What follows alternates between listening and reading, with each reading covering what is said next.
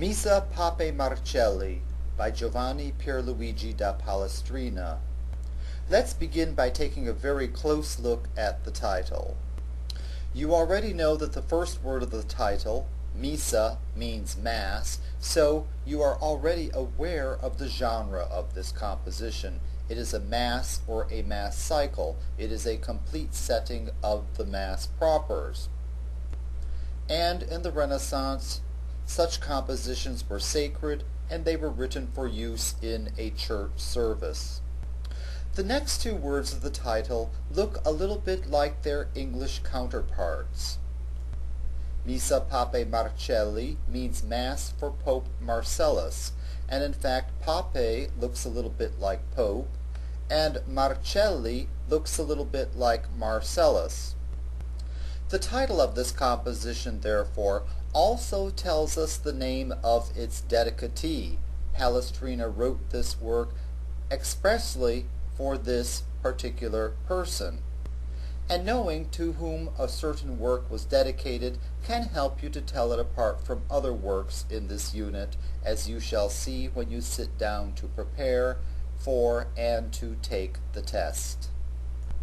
We are going to hear only one section of the Mass, the second half of the Gloria.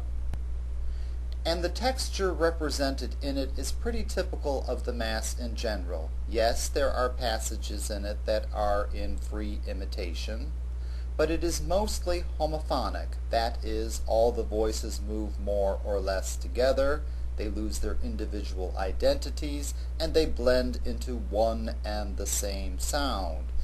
Since all the voices move more or less together in a homophonic texture, all the voices usually are, therefore, singing the same syllables of the words at the same time.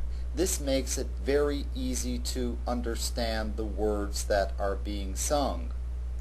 In fact, in the passages of this Mass that are written in free imitation, Palestrina seems to have made a special effort to ensure that all of the syllables of the words be readily understood.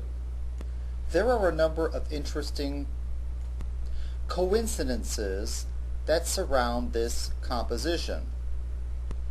Palestrina wrote this work during the 1550s. That was the time that the Council of Trent was considering abolishing polyphony in church music.